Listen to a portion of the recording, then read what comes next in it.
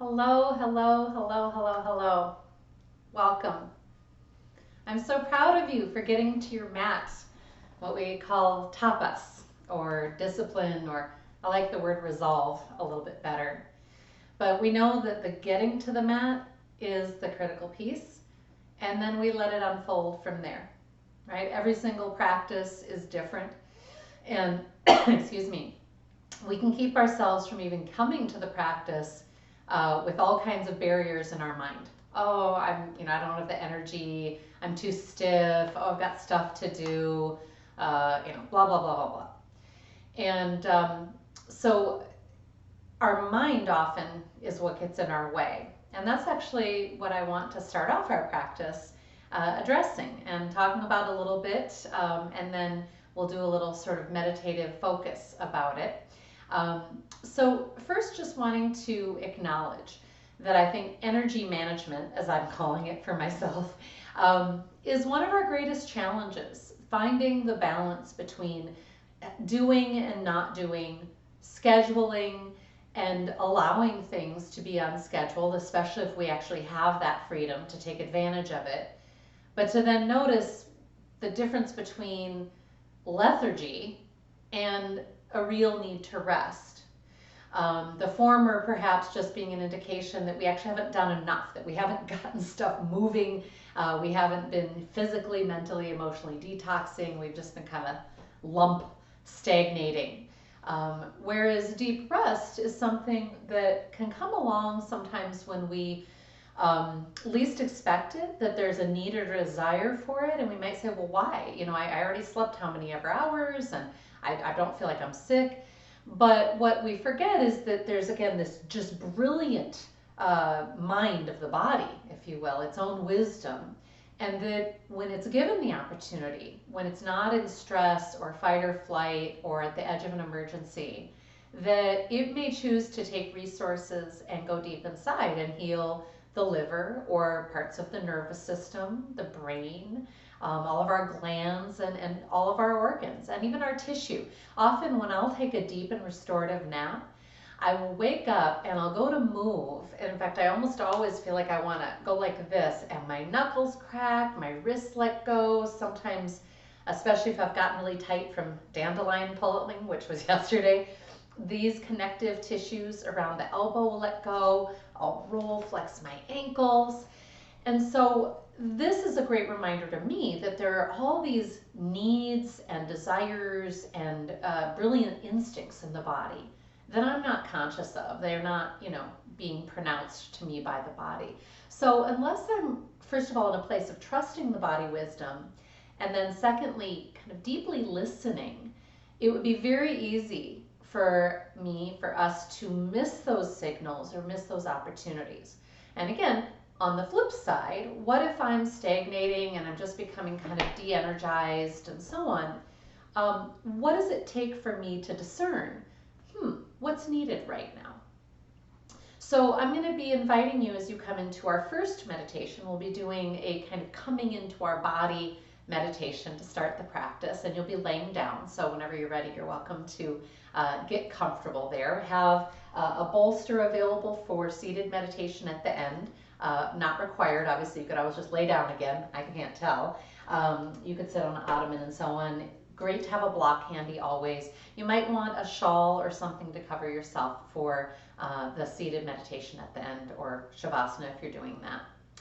But when you're ready, come on to your back body and get comfortable. And I want to invite you to place your hands on the low belly, kind of right above the pubic bone, below the belly button.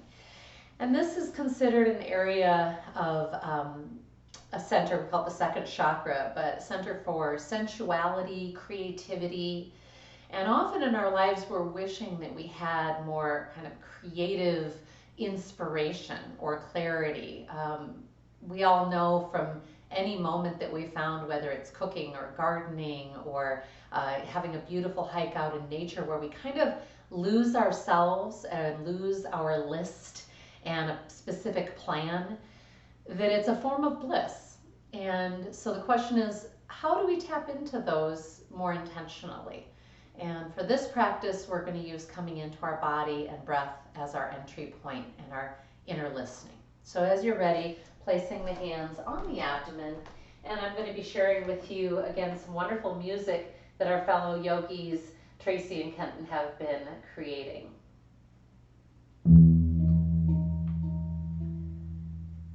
So when you're ready, please tune in. Turn your gaze up and in towards that third eye point.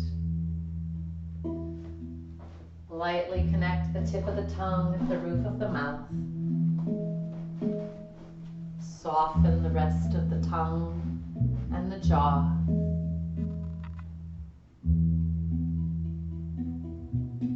Maybe add a soft smile. A recognition that you are engaged in a really sacred conversation with yourself, with your body wisdom. So begin to tune in, please, to the breath itself, its rise and its settling, ever present, life-giving.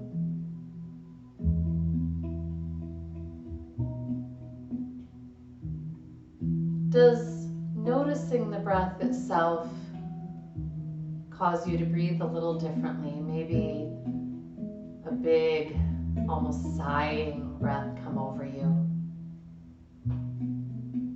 The body wisdom saying, yes, this feels really good. More breath. Letting it touch deeper and wider into the rib cage, into the abdomen. And as breath is rising and falling up and down the spine, please let it inspire any little movements. If you find you want to roll your head a little side to side, or you become aware of deep tension in the jaw and you want to do a lion stretch.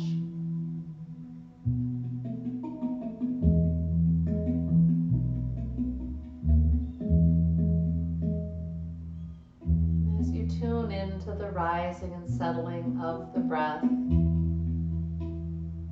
inquire within.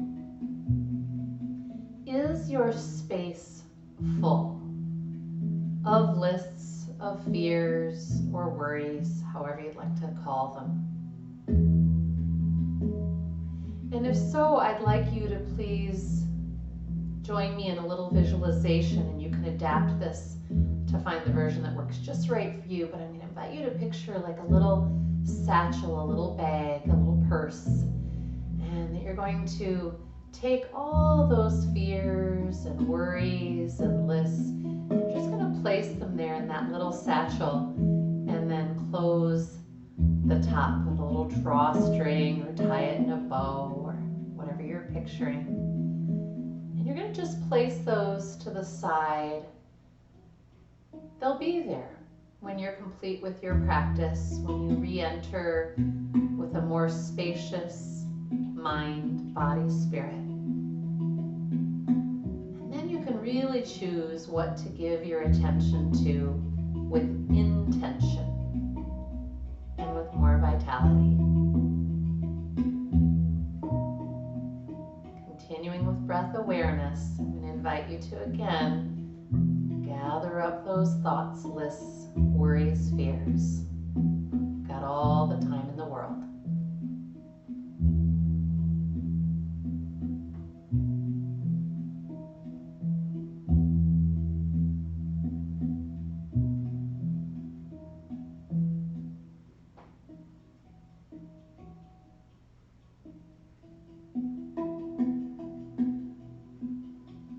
If there are any particular fears or worries that are just very stubborn and kind of keep bubbling up, for just a moment, try pinning it down.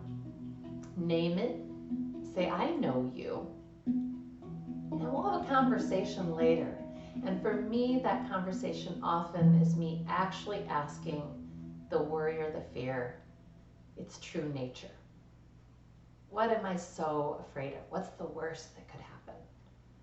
And that often for me helps quiet it. So we know from meditation in general that when we try to push thoughts away, that they often just get stronger. And so that's why I like to use this little kind of gathering up. It's like we're being gentle, maybe even loving with our thoughts and lists and saying, oh, hello, you, and putting them in a little satchel and placing them to the side. We can get them later. We haven't shoved them and slammed the door. So just please notice if that way of quieting or clearing your space is useful. And of course, the important part here is noticing if it's useful for you, and if not, adapting it, practicing, finding what works. We also know that 3 sighing breaths are deeply effective for calming the amygdala. So please begin with me. A long inhale, slow, deep, and wide. A couple more, and you might even notice the texture of the breath.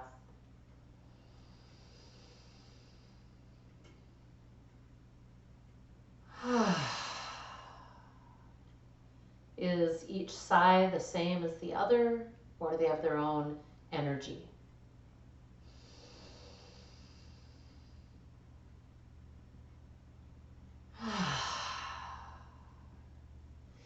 You, of course, are welcome to continue with sighing as long and as often as you like. When you're ready, please join us in Ujjayi, great sounding breath, contracting the throat a little bit so the breath passes through, making a whooshing sound of wind or waves.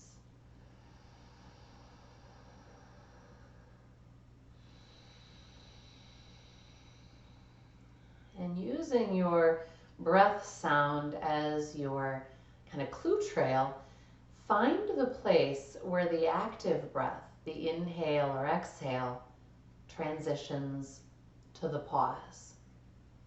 So we're going to use this as our entry point to our breath and our body, a deep listening.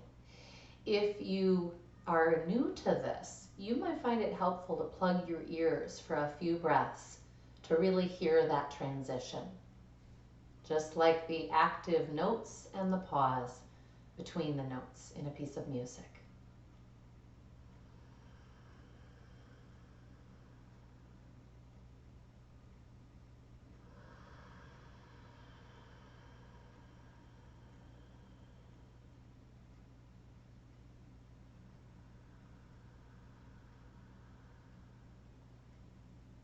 Notice if your mind has wandered. That is its nature. That's why we call it monkey mind or puppy mind. And again, notice what your reaction is to the mind running off. Do you get upset and judge it? If so, see if you can, again, get a more friendly communication. Kind of, oh, you rambunctious thing, come on back. And see if that makes it easier to shortcut and very quickly return to your breath attention.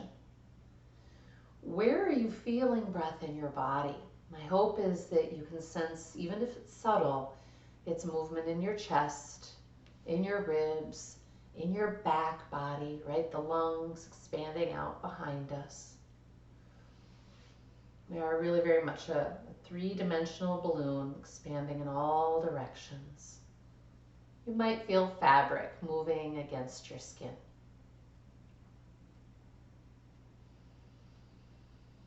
And so I'm going to invite you again now to tune into your space and ask, how spacious is it? How full of lists or fears or worries? And how spacious?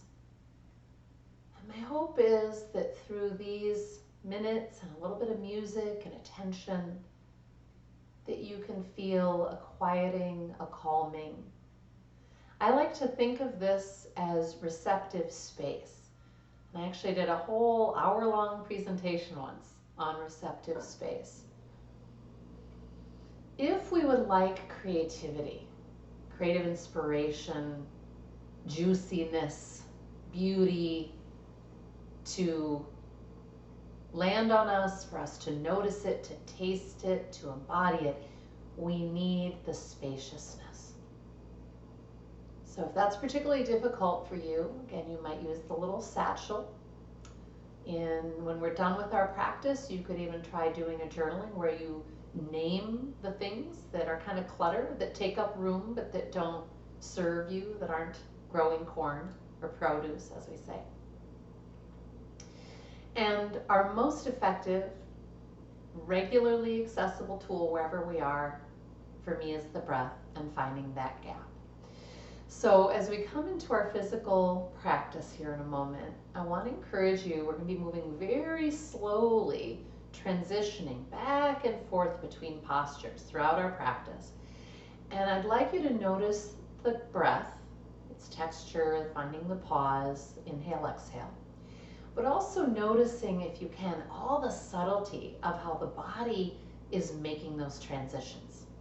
And I'll be mentioning more things just to keep you present and noticing subtlety while we're there. For now, I'm going to ask you, hands still on that low abdomen.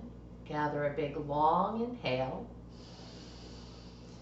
Exhale, begin to anchor your belly down towards the spine. Compression exhale.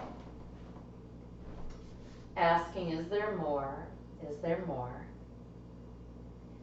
And then asking you to do that a couple more times until you have a strong sense that you are truly emptying and filling each breath, that there's no hurrying to the next, that you are luxuriating in that gap or space between. We'll do just a few more. Emptying, emptying, emptying.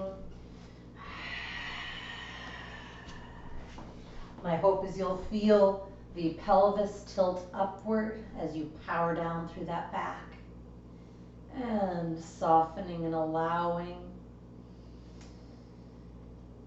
And as you continue, I'm going to invite you to turn this into a sit-up motion. And I like bringing my hands behind my head so that my neck isn't working so hard. But still, the impetus for the sit-up is from the downward power of the belly and spine. And only then do I let my head come up. And I'm not trying to pull my chin to my chest so much as let my chin rise towards the sky. Inhaling, softening. You might notice I'm letting my legs relax. I'm really letting my head rest in my hands on the floor until that next exhale. Compression down. I'm engaging my legs, flexing my feet firmly, powering down through the thighs into my sit-up. Emptying, emptying. Is there more?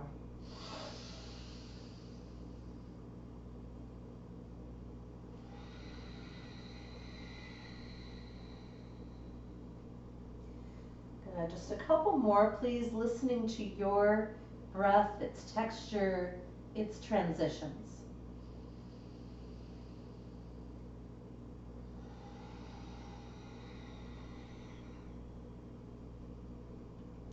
And even though we're doing great work initiating that core body, we should still remain soft, just the tip of the tongue connecting and the eyes relaxed, maybe a soft smile, very little neck work if we can help it. Last one here.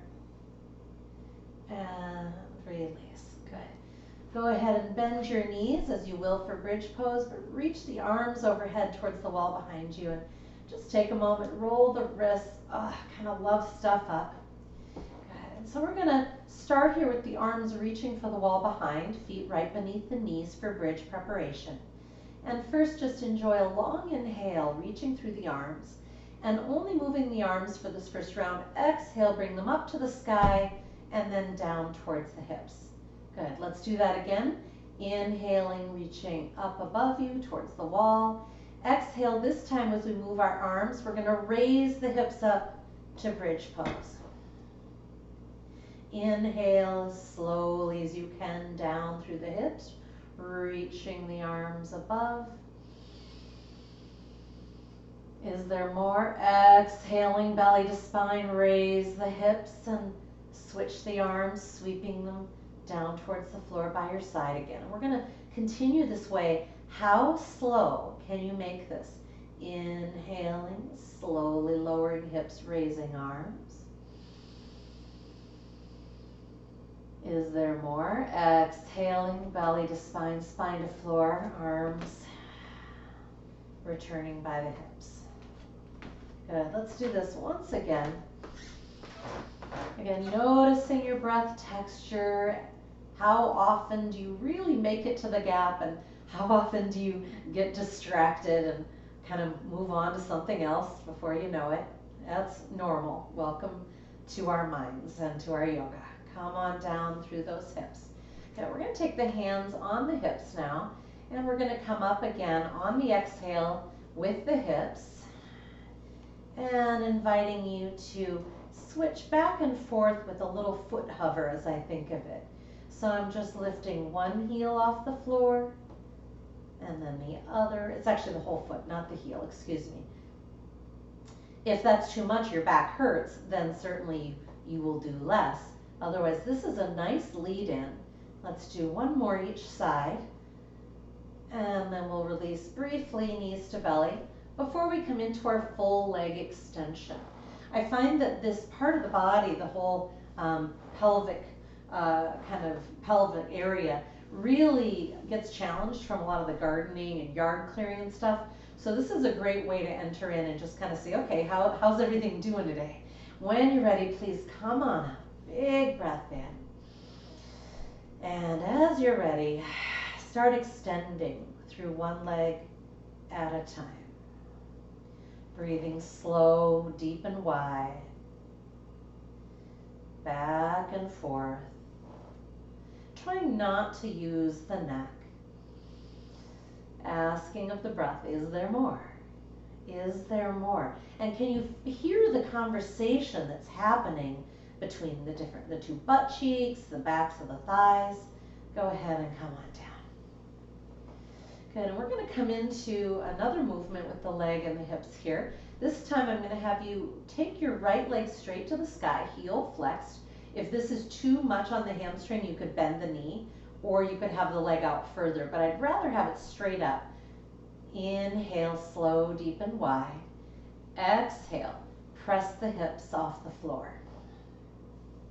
Inhaling, return. Same leg, we're going to do this a couple more times. Exhaling, press. So we're really working the posterior chain, the back of the legs and butt here. And you'll feel that, of course, in the one that's currently doing the pushing. One more with that left leg, pushing the right heel to the sky. And slowly release the hips. And then the foot. Other side, left foot to the sky, heel flexed. Again, bent or straight if you can. Long inhale, and your hands are still on that lower part of the abdomen, really ushering in deep breath. As you're pressing up, make sure you're feeling the power downward through the floor foot the whole time, or the whole part of the foot. Inhaling, return. Sometimes our weight will shift to the outer foot, and that means that we're losing the effort of the inner thigh. And this is a really great place for us to notice that habit. Even if it's subtle, it's one that will really affect the stability and strength of our body in the long run. Last one there. Hips return, and then the foot. And if it would feel good, inviting you to just come out into a passive butterfly. So the feet come together and the knees drop out to the sides. Sometimes I'll take a sighing breath after an effort-filled pose. And just notice, again, the kind of textures and flavors of your experience, if you will. Sometimes I'll feel sort of more relaxed than I have been in a while after I've done an effort-filled pose. Sometimes I'll be excited to feel the heart rate or my temperature, and I go, oh yeah, there it is, I'm alive, I'm no longer a lethargic lump. Awesome. Come onto your feet again now, and this time please bring the feet out wide, so right out beyond the edges of the mat. And we're just going to go back and forth, windshield wipering one knee towards the center line, and then the other. And so first, just with the legs, noticing, is it similar from side to side? Is one experiencing a much deeper pull into the pelvis? And where does it show up? One of the things that I like about this stretch is that I'm able to get a stretch kind of up into the hip flexors and the psoas which these areas on me get really, really tight from sitting too much or a lot of kind of deep squatting like weaving, and then the combination, of course. Next time the right knee is down, inviting you to bring the right arm up over your head towards the wall behind you. And I'm going to push my right knee towards the floor. Obviously, if it hurts or something impinges, don't. But I'm going to do that deep push, and I want to take a deep breath into the belly. And as you're ready, switch. So that deep breath is really what allows us often to get the actual stretch, the fullness of stretch. So lowering the left leg, left arm up and back, deep breath. And return. Good. So do notice if those two sides are quite different. Bringing the knees to belly, give yourself a little rocking side to side. And I'm going to take us into spinal twist from here, and we're going to pulse in and out of it, much like we're doing, like I said, throughout much of our practice. If this is just not right for you today, your spine's really tight, then I would do just regular spinal twist where you're just on one side and holding. Otherwise, right here, feet flexed, thighs active, arms in a T. Big inhale to center. Exhale, slowly rotate knees to the left. Big inhale here. Exhale, compression, so belly to spine. Bring those legs on back. Good. Inhale, center. Exhale, all the way to the right. Let those legs come onto the floor if you can. Inhale here. Exhale, all the way on back. Good. You could do that again. Or if you like with me, once we're in the twist, inhale, center, exhale, twist, you might add an extension of that top leg. Rooting, reaching. Make sure to return the knees to bent to come back to center. Big inhale. Exhale to the right. Extending the leg if that feels appropriate. Big root and reach. And exhale and bend it again before you come on back. Good. So I'm going to ask you to now play with the arm more. So as you rotate to your left, take that right arm, and I want you to do a full sweeping motion all the way down to the hip and all the way overhead. It's a great way to warm up those shoulder joints and notice what's in there. And then at some point when the hand is kind of straight back from the body, just do a deep rotation. It's like you're imagining turning the world's largest doorknob out behind you. And you can kind of hold deeply in one direction and then hold deeply in the other. And we'll switch. And this arm positioning is something you can play with just standing too. This is a great thing to do if you're, standing in the kitchen waiting for something to fry up or percolate or boil. Get into your shoulders and arms and wrists in this way. It feels pretty glorious. And come on back. All right, we're going to come into one last little stretch here, reclined pigeon. So cross the right ankle onto the left thigh. Hug the whole deal and bring the right knee particularly towards your chest and rotate a little left. And this should get us into some of those good yard work muscles. Again, they also get really fatigued sitting a lot. It's just not natural for us. So hoping you're feeling that. And come on back to center and switch. Left knee coming into the chest, hugging tightly. Reminder, if this is too much, you can keep your floor foot just anchored. And if you're getting a good enough stretch there, great. Otherwise, the whole deal's up in the air, rotating a little to the right until you get your best stretch. And you breathe into it. Come on back. All right, I'm going to bring us up into ragdoll. And if you like spinal rocking, great. If you don't, just come on up however you want to get there. Take your feet right underneath the hips, bend the knees, and just let the head really, really hang.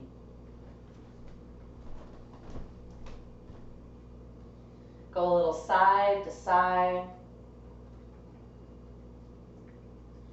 Now, what is it like to breathe in this shape? It's a little challenging, right? Our belly's kind of compressed and the organs are kind of coming up into our lung space. So we have to be very willful about it. Sometimes I'll just do a simple kind of extension and then returning to ragdoll. So it's kind of extending halfway and returning. Otherwise, practicing getting comfortable with the discomfort, breathing past all the pressure right here. See if you can find a little bit of new space for the breath. Let's do that one more. Treasure hunting. Finding new space. Maybe you can bring breath up into the kidneys, the clavicle. And as you're ready, join me upright. Big butt squeeze and prayer hands.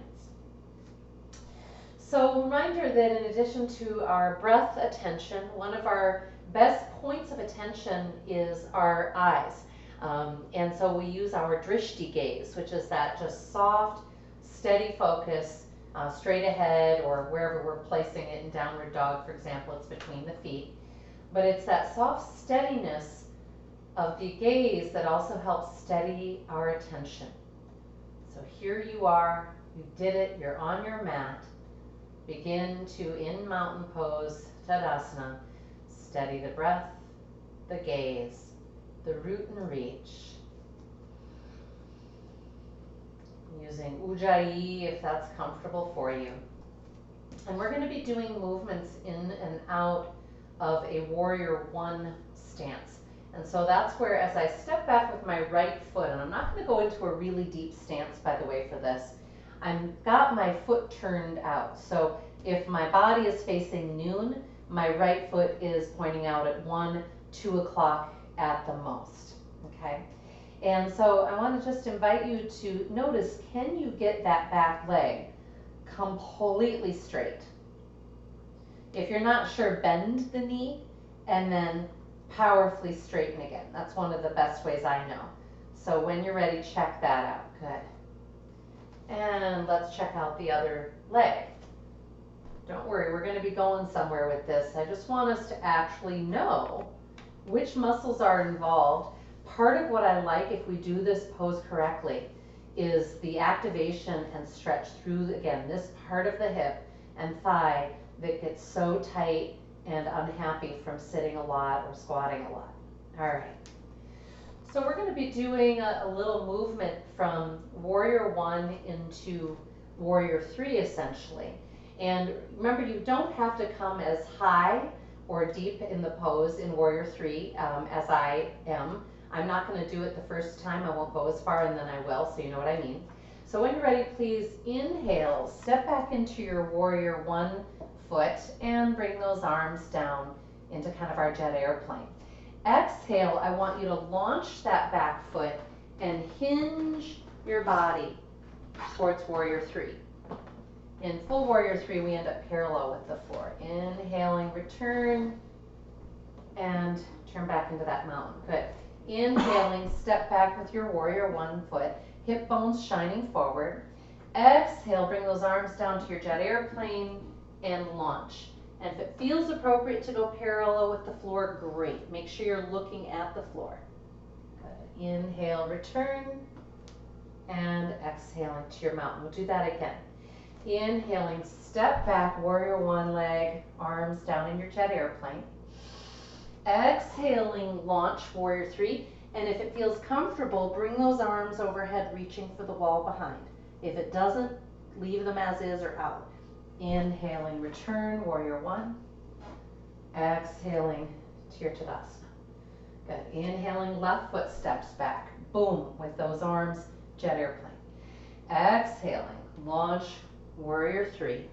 Elongate through the neck if you choose, reaching those arms forward. Inhaling, return. Exhaling, mountain. Pause. Tune into your breath a moment. So some of our attention necessarily gets bound up in, well, I don't know, does it feel okay to have my arms over my head? I don't know, is that back leg straight, right? And this is why I always say we will never be done practicing yoga, right? And our body keeps changing. It's not a progressive, clear thing. So with all that attention that you already gathered, I'd like to do that flow again so you get to really be in the subtlety of the transitions.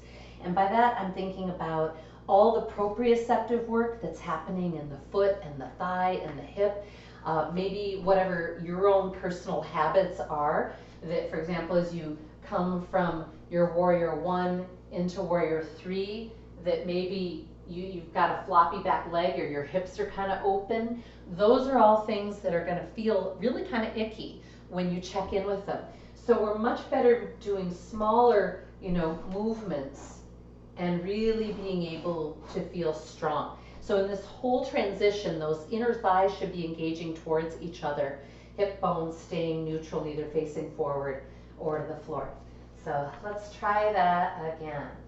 And when you are ready, shoulder heads anchored down, root and reach, softness through the neck.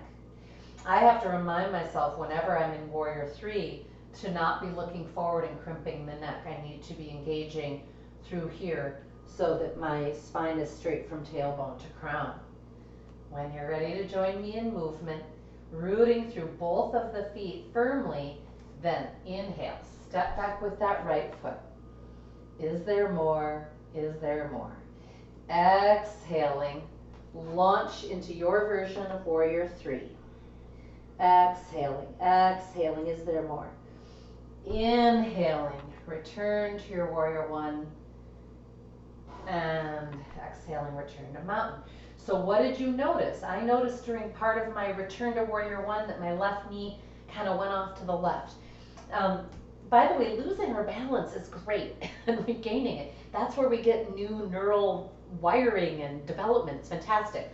But we also want to notice those habits because it tells us what's happening in our body and maybe where we have weakness and so on, or where we need more attention. Inhaling, step back to your warrior one, jet airplane arms. Exhaling, launching to your warrior three. Nice elongated neck. Is there more? Hip bones shining to the floor. Inhaling, returning to your warrior one. And exhaling, mountain stance. Good. One last time. Inhaling, step back. Maybe you want to go a little deeper, a little farther. Exhaling, launch. Warrior three. Ujjayi. You can watch your foot propriocepting. Inhaling, return, warrior one. And exhaling, nice firm power into that inner foot. Mountain. Inhaling, warrior one. Big step back. Exhaling, warrior three. Elongating. Is there more? Inhaling, return. And exhaling to your mountain. Nice. Let's go into ragdoll. Give it a little break. I always like to take my feet a little wide to really enjoy ragdoll, to be able to go side to side to release some of the kind of IT band and other stuff that gets kind of intense. And when you are ready, we're gonna come back up, and we've got, we're gonna take a straddle here. So I'm facing you. Don't know what direction you're facing or how that works in your world these days, but feel free to adjust. You do want to be firmly in straddle on the mat because you don't want your feet to slip. And in fact, please explore taking them out as wide as you comfortably can. What is that like in your body? And can you place the big toe firmly, spread the other toes, and then push into the earth such that these thigh muscles are really ignited? Again, if my legs are kind of bent and I don't even know that, I have a historic imbalance happening now that unless I notice it and I talk to those things and I fix it, they're just going to stay that way. And over time, it really can be harmful to our structure. So we want all these muscles to be doing their jobs. So if you're not sure, bend the knees and then boom, use those quad muscles, these front thigh muscles. Try it again. Breathing, noticing, pushing away. Good. One more time. Good. Now, note, reminder that when we want to be rooting and reaching, we do not want to be reaching through the chest forward because that just collapses our lower back and our core strength. We want to be right here, boom. So a reminder of that as we come into this flow, because when our core isn't there, again, other things take on the stress. So as you're ready, please turn your right foot 90 degrees. Place the ball of the big toe, the other toe is wide, and I want you to light up that right thigh muscle so that you're not hyperextending your leg, okay? First, just hands on hips. And I understand that for some of you who've been doing Warrior Two Lunge forever, this probably might seem remedial. But if you're at all like me, you'll notice something new, I promise. So give it your attention and just shift your hips towards that front heel and pulse them up again. So I'm using that back leg. I want to notice if I'm losing any connection with the blade of the back foot. I want to notice if I'm leaning through my torso. I want instead to be nicely neutral and upright. Good. And then as you're ready, I want to invite you to take a triangle leg. So I'm going to straighten the leg. I'm going to cock the hip and go like so.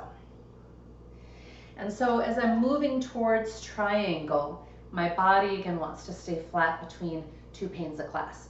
And we've gone over this a little bit in recent weeks, but I'm just amazed again how much there is to pay attention to, and can you breathe while doing it? Let's find out. So first of all, you can always return, by the way, to the simplest version, which is both hands on hips. Otherwise, I'm going to invite you to take your right arm and go ahead and just kind of slide it on down and straighten. Okay, so I'm bending my knee and sliding that right hand on down towards the floor and straightening up.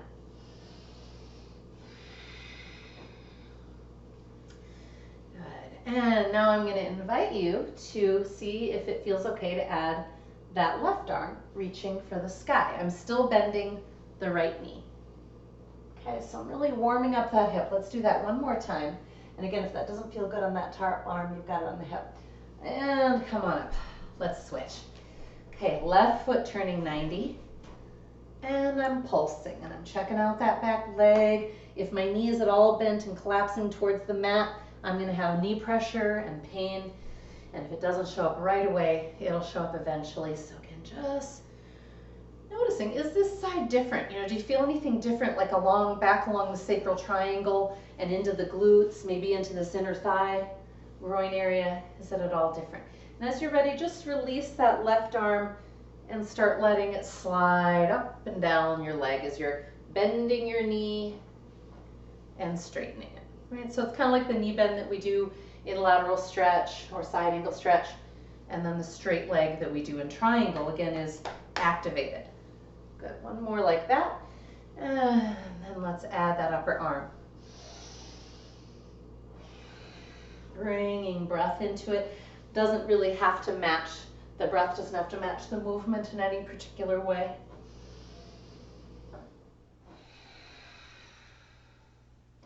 Good, last one. Lovely, turn both heels neutral and bend the knees. Give yourself a little break here and just take those hips side to side. Maybe get a sip of water. Always get a sip of water when you feel like it. It's interesting, water is one of the really key ways that we can help actually reprogram our body to create space, that we will actually shed cellular water when we're trying to make a paradigm shift, when we're detoxing and so on. And so getting plenty of fresh water and hydration is not only good for all the obvious reasons, like being dehydrated is bad for you, but it's also like a wonderful way of bringing in new intelligence. So kind of fun to play with. So back to your straddle, if you got out of it, turn that right foot 90 again, if you would. And so we're going to be doing some pulsing again, and I invite you to just, again, whenever you need to, if you want to come back with the hands to the hips, you can, okay? Otherwise, when you are ready, please take that right arm or right hand down towards the floor, left arm up. Good, and then switch and straighten the leg as you reach your right arm up, left arm down. We've got nice power there. Good, return. Knee bends, arms cartwheel, leg straightens, they come back up. We'll do that one more time. I'm breathing into the pose and then exhaling on the return, but it could be there. Okay, hold. keeping that right leg straight if you would. We're gonna do the same thing. Now this can be a lot when you're in triangle to have this left arm coming up. If that's too much, again, have it on the hips.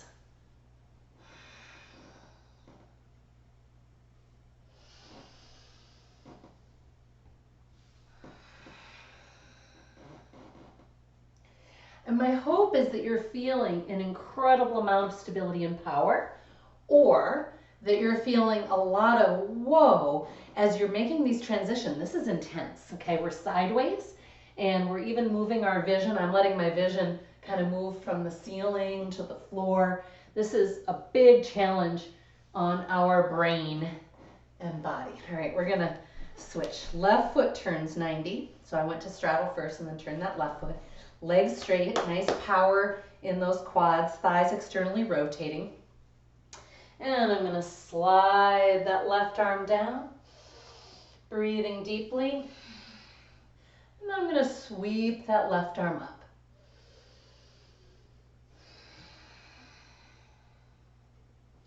And again, don't worry about which way you're breathing, just that you're breathing slow, deep, and wide. And gosh, maybe one of these directions feels so good, you're like, oh, I just wanna hold there for a couple of breaths. Great. Otherwise, when you are ready, you're moving and transitioning. Again, noticing the parts that are hard, the parts that are stable. Is it different on this side? Last couple. Deeply attentive, looking for clues, breath watching. Last one.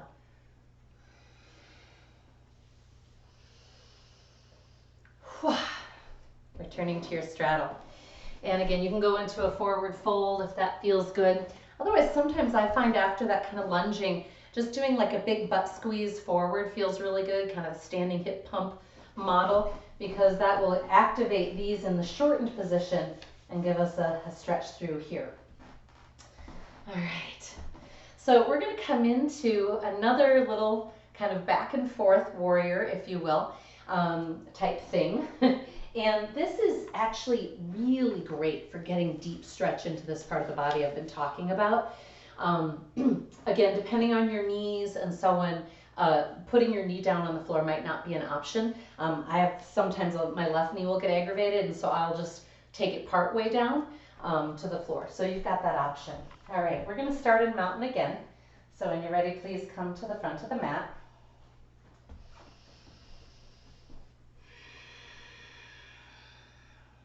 Coming stable and steady.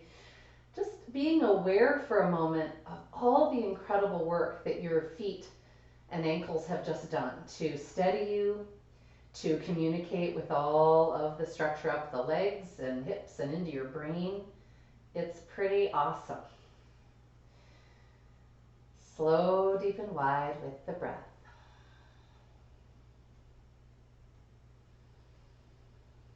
All right, as you're ready, you're going to step back with your right foot into a crescent lunge. So I'm on the ball of the back foot now, not the warrior foot. So both hip bones shining forward. And I'm going to dip that knee and straighten it. And I'm just going to do a little dipping first. This is my exploration of, hello, what's happening in those thigh muscles, in that kneecap? Where am I feeling it? Do I feel that I can go all the way down? And would it feel good to raise the arms? And what is it like to come back up and return? Stepping back with that left foot crescent lunge. Breathing. And at first, again, I'm just doing a subtle dipping.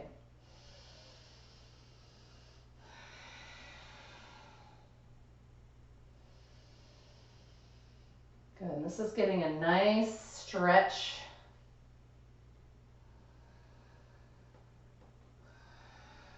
And maybe I can bring it all the way down. You can relax the back foot or keep it curled. Sometimes keeping it curled will actually feel more protective for people's knees. Deep breath into your belly. Good, and returning. You can always bring your hand to your thigh for support. Good. And you know, one of the best things we can do too to help our muscles, if we notice, which hopefully we do, tension, is just giving a big shake. So if you flex your foot like you've got a water gum on it and kind of give it a firm shake, that could feel really, really good.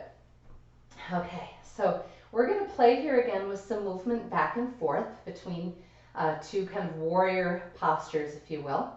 And so up to you how you want to do the arms again. If having the arms overhead at all is bothersome, then you can just keep them by your sides. This is a jet airplane. If you're kind of squeezing your upper arms to the ribs, is such good activation of the triceps. It is never wasted. So lots of good effort to be had there.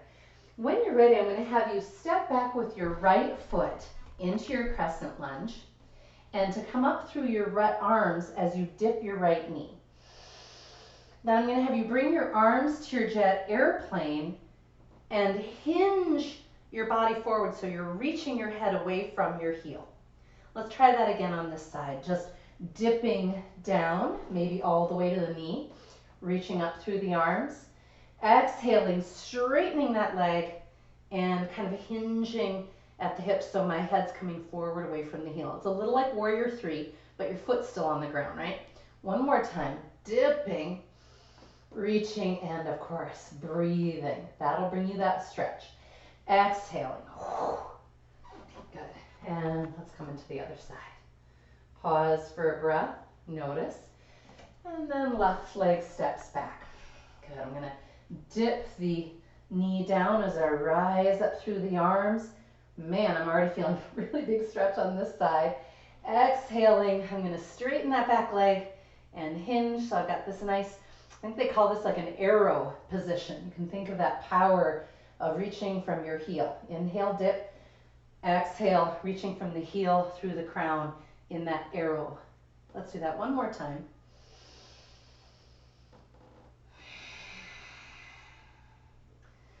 And return to your mountain in as many steps as it takes. Please pause, tune inward, and notice. Notice your terrain if you lost track of it. How's your heart rate? What's your tongue doing? Are you smiling? Do you feel different than when we began our practice? I certainly hope so. Hope you feel some evolution. We're not done yet. Lots of good still here to come.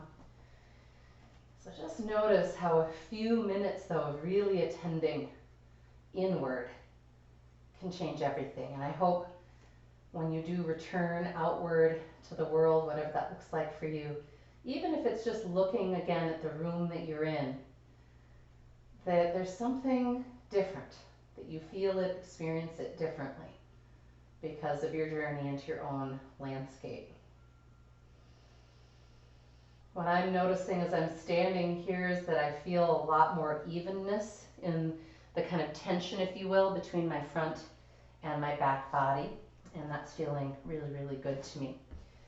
So we're going to come into a little bit of dog series, and I'm going to do it in the form of sun salutation. I've been trying to weave more of that in because I've also had even a lot of people who are kind of somewhat beginners really like getting introduced to sun salutation, and there are a number of different flows. I'm just going to be doing the series A first basically, or only today. And but you can always just adapt and change things. Again, I like to remind people this isn't some sort of strict thing. The key is that you're flowing with breath and that you are finding good alignment. So if you have to hold in something for 3 breaths to find that alignment, you notice I'm often adding moments where we'll hold in plank to make sure our hands are the right distance and that sort of stuff. When in doubt, always do a knee down version. It makes it easier to be in integrity. But let's just find our strong, solid mountain pose here. I'm going to add my jet airplane arms because it's helping me find that deep shoulder anchoring down the back. A little bit of that power too of the wing tips of the shoulder blades drawing towards my heart without giving up my rib cage alignment. So it's kind of a challenge, but it's to just wake up, as I think of it, kind of the sandwich between the shoulder blades. Again, breathing, noticing what's there. Light connection to the tip of the tongue, soft drishti gaze. And on your long inhale, root and rise. You can always add a little heart lift or back bend if you'd like. Exhaling, fold, swan dive, however you want to think of it. Inhaling halfway up, hands on shin bones perhaps. Exhaling, step back, right leg only. I like to hold here for a long inhale to really make sure I'm in alignment, I'm getting the deep stretch. Exhaling, step back, go into downward facing dog and just exploring for a moment, really pedaling those heels and preparing for your version of dog series. Inhaling to your plank, making sure that you've got a nice neutral core. If anything, hyper tuck the tailbone if you need to. Exhaling, chaturanga, elbows in by the ribs, and it might just be a 1-inch bend. All the way to the belly, eventually for cobra, pelvis anchoring, shoulder heads draw back. Exhale, downward facing dog.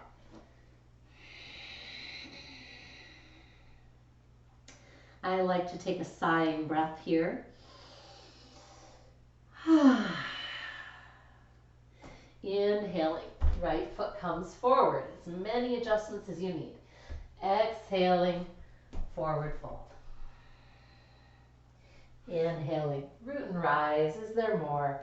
Is there more? Maybe your fingertips touch. Exhaling, prayer hands. Deep breath here. Light connection to the tongue. Light, alert pressure, hand to hand. And as you're ready, inhale, root and rise. Exhaling, fold. Nice compression. Inhaling, extend halfway up. Is there more? Is there more? Reaching tailbone to crown. Exhaling, step back, left foot only. Pause, take a nice long inhale into that hip. Exhale, downward facing dog. Really firmly planting through the pads of the thumb and the index finger, shoulder heads rotating open, pushing, reaching that tailbone towards the sky behind you, and inhaling to your plank. Exhaling, chaturanga. How slow can you go? Inhaling, cobra, or if you prefer, upward facing dog. And exhaling, downward facing dog. Inhale, exhale, sigh.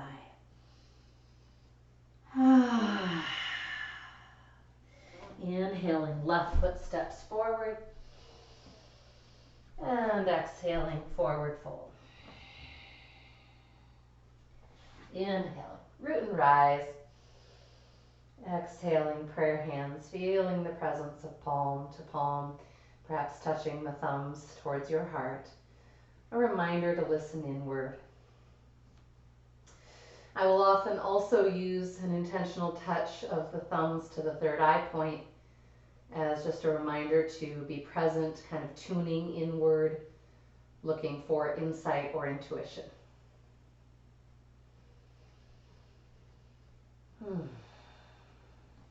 So we know that sun salutations, whatever version one is using, have traditionally been used in yoga for thousands of years as a way of waking up the body.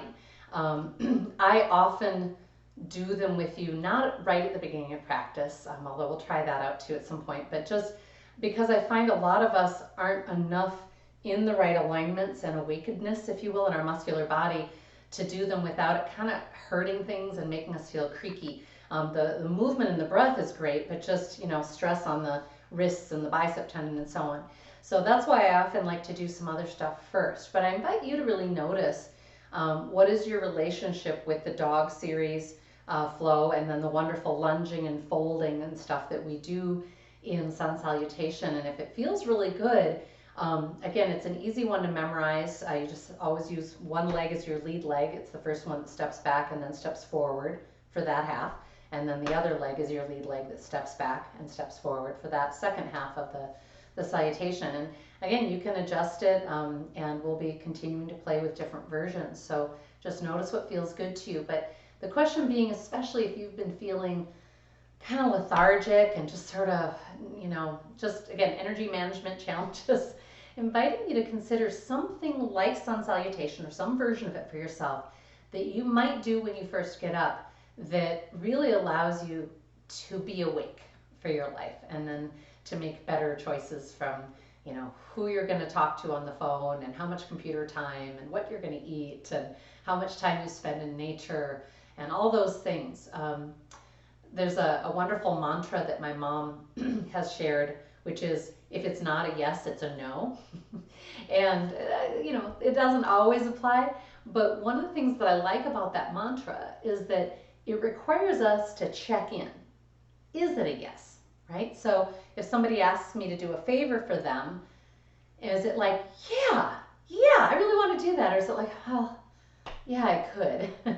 Or as I often like to say to you guys, we're seeking the right? So if I say, are you comfortable in your seated meditation position? And you say, yeah, it's okay.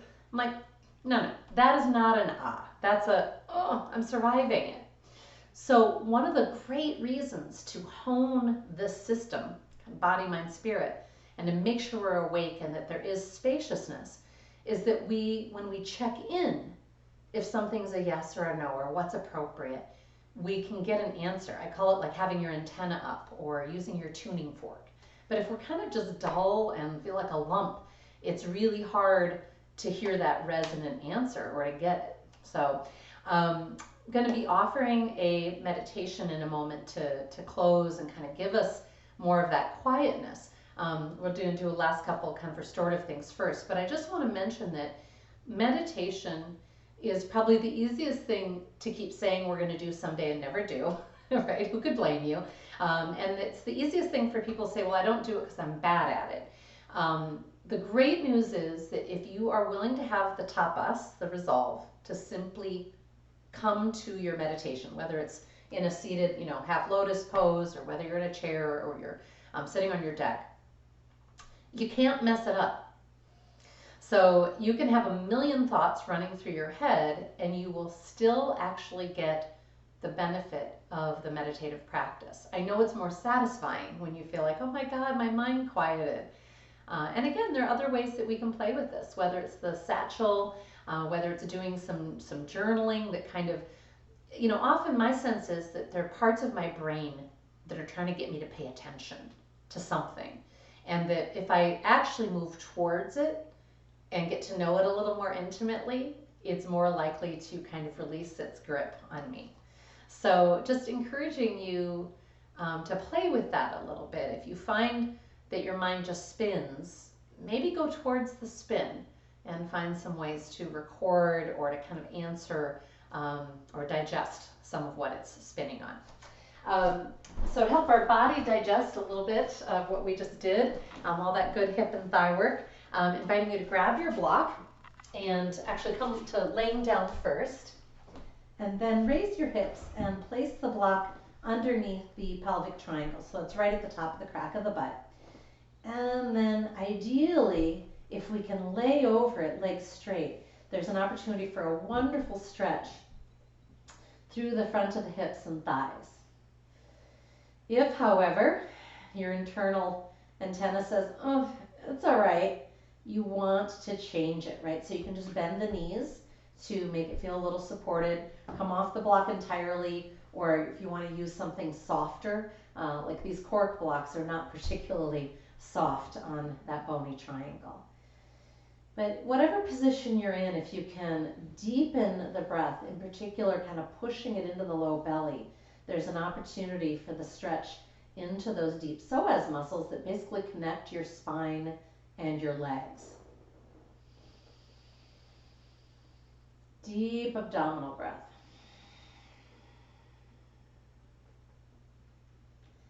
Finding the pause. Is there more? And staying here only as long as it feels fabulous, which if it still does, please do not rush.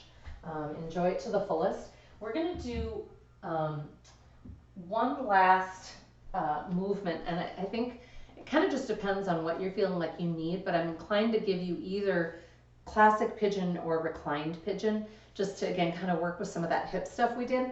So we did a little reclined pigeon right at the start of our practice. If you just want to repeat that, you can.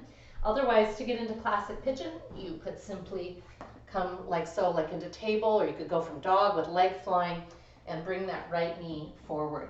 Reminder that if you've got any SI joint instability issues or knee joint issues, this is not really going to be your great version. You'll want to go onto your back like we did when we crossed one ankle onto one thigh. And you might be coming all the way to the floor with the head, or you could stack the fists or use a block. Sometimes I stay active in my pigeon and I'm kind of going a little left and right just to really explore what's in there, rocking a little side to side. If you're looking for more intensity, you could use that back foot to pull a little further back on the mat.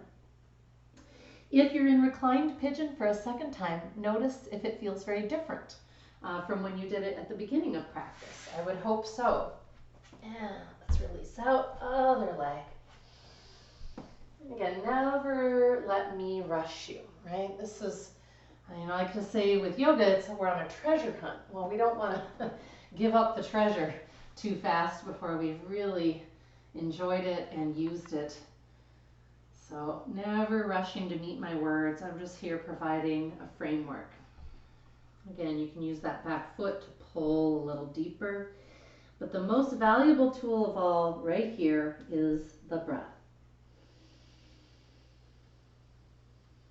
Where can you feel it? Returning to that idea that breath is like we have a balloon, right? And we expand in all directions as breath is coming in and allowing those stretches, those sensations. Asking, is there more? Is there more? And then releasing on out. And sometimes it feels really good to do what I call kind of a mule or a donkey kick.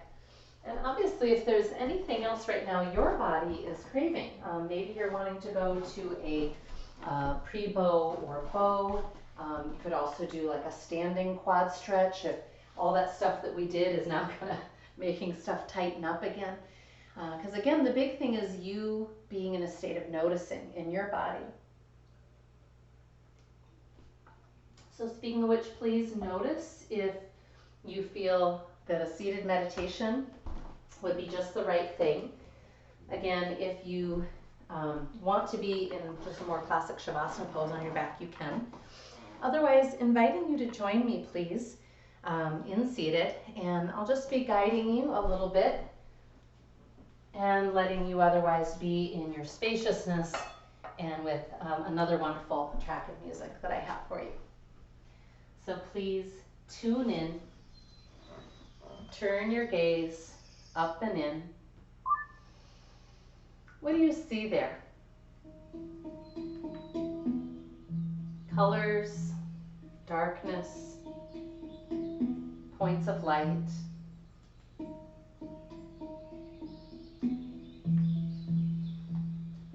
I'm asking you to tune in again to your breath as it rises and settles.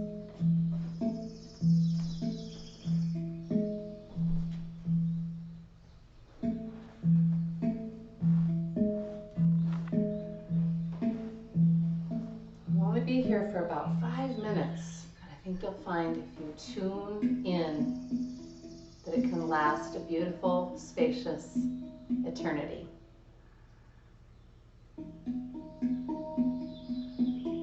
Please take your attention from your head all the way to your feet, scanning, simply asking, what's there? What's knowable? Maybe there's simply a beautiful spaciousness that you get to float in as your breath rises and settles in the body. Each exhale sinking you more softly, more deeply towards the earth.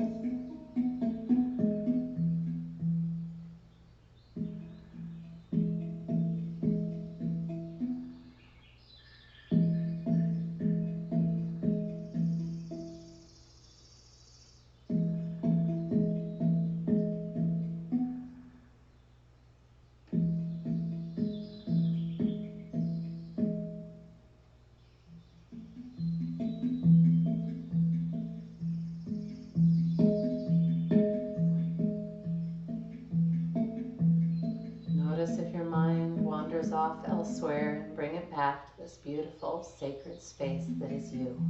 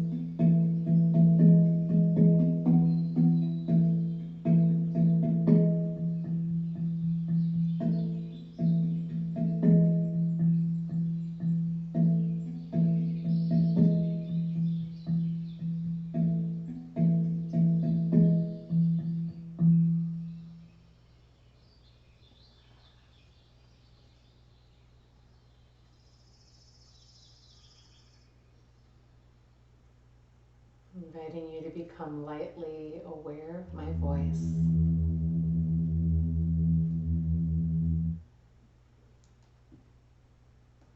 I'm asking you to notice your breath, its texture. And please notice your general just energy. If you feel relaxed, renewed, different. If in fact you had thoughts to put in that little satchel at the beginning of practice, which pretty much I think all do, but if you had anything in particular that you feel like has been really ever present, it's not just a fleeting thought, but something, a worry, a fear that's been kind of bugging you, I would invite you to, when we're complete here, to go do a quick note in a journal or something to kind of name it, and whenever you feel ready to kind of have a real conversation with it. I find this can be also a really fun thing to talk about with a friend or a loved one. It's fun to find out what's the thing that's following them around like a faithful dog, but not necessarily making them happy or serving them. And I think it's also helpful when talking to others, sometimes we are reminded that the thing that we're worrying about sometimes just isn't resolvable. right now. And I know we've all shared this phrase or mantra, more shall be revealed. And that's how I quiet that kind of frenetic part of my brain that's chewing and ruminating on something that just simply can't be solved yet. And as soon as I say, more shall be revealed, or it is what it is, I can feel my like antenna awareness, some part of my body and being just going, and what it does is it returns to the present moment, to me, and gives me back all my creative life force to be alive right now. So I hope you will find many ways to return to that feeling of wholeness and presence over and over again. Thank you so, so much for coming to the mat with me today. Om Shanti Shanti. Om Peace, Peace. Namaste.